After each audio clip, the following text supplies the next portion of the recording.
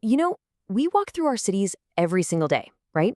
But how often do we really stop and see them? Because beyond the streets and the buildings we all know, there's this hidden anatomy. Today, we're going to put the whole urban landscape under the microscope to see what actually makes it tick. So, let's start with a big question. What is a city, really? Beyond all the concrete and steel and glass, what is it? Well, it's definitely not just a collection of buildings.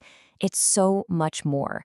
Think of it like a living, breathing system with its own pulse, its own organs, and its own rhythms. And this captures the whole puzzle perfectly, doesn't it? On one hand, you've got this, the huge, structured, almost intimidating face of global commerce. And then right alongside it, you have this, the warm, kind of chaotic, and just deeply human world of a neighborhood street. They're in the same city, but they feel like they're from different planets. So how on earth do they connect? Well, to understand that, we're going to borrow an idea from biology.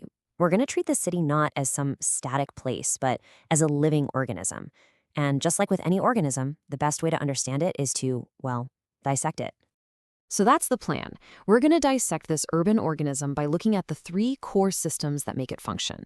If we can understand the parts, we can finally start to see the big picture.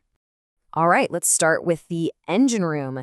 This is the part of the city that really powers its economy and puts it on the map globally. Think of these huge corporate headquarters as the heart and the arteries of the city. This is its circulatory system. It's pumping capital, it's pumping data, it's pumping commerce, not just through the city itself, but all across the globe. This is the city's economic powerhouse, no question. This corporate core really sets the city's pulse. It's all about one thing, production. These spaces are designed purely for work, not for hanging out. They create that iconic skyline we all recognize. And of course, the whole thing operates on that strict 9 to 5 rhythm, dictating the flow of millions of people every single day. Okay, let's move on to our second system. So if the corporate core was all about production, this next layer, this one's all about presentation and consumption. We can think of these high-end hotels, fancy restaurants, and luxury shops as the city's outer skin. It's that polished, aspirational face the city shows off to the world. It's designed to attract visitors, to attract investment, and to project this image of success and, well, desire. And here's where the contrast gets really interesting. The corporate core, that's for the worker, and it's all about economic output. But the luxury layer, that's for the tourist, the visitor, and it's all about consuming experiences. It's a perfect summary, really. One system makes the money, and the other system shows you how to spend it. So that brings us to a pretty big question. We've seen the powerful economic engine, and we've seen the glittering aspirational skin. But where do people actually live? Where's the city's soul? And that leads us to our third and final system, which you could argue is the most important one of all, the intricate, messy, beautiful network of everyday life. This is the city's connective tissue.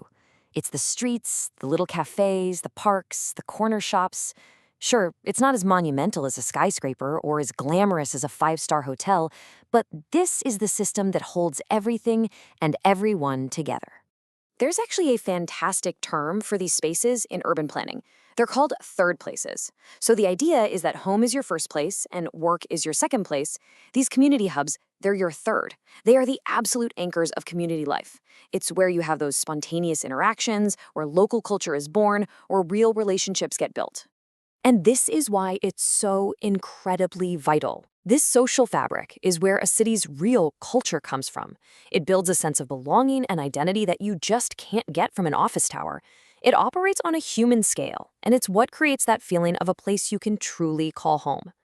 So we've dissected the city into these three core systems. But here's the thing, they don't exist in a vacuum. Now, let's put it all back together and see how the corporate core, the luxury layer, and the social fabric are all connected. You see, the corporate and luxury systems, they often work together in this powerful symbiosis. The business traveler works in the corporate tower by day and stays in the luxury hotel by night. This creates these incredibly powerful economic zones that are sleek and efficient, but that power can also create immense pressure on the neighborhoods around them, sometimes pushing that social fabric out entirely.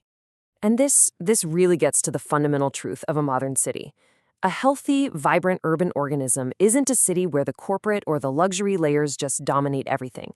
No, it's one where all three systems exist in a delicate, supportive balance. Each one needs the others to really, truly thrive.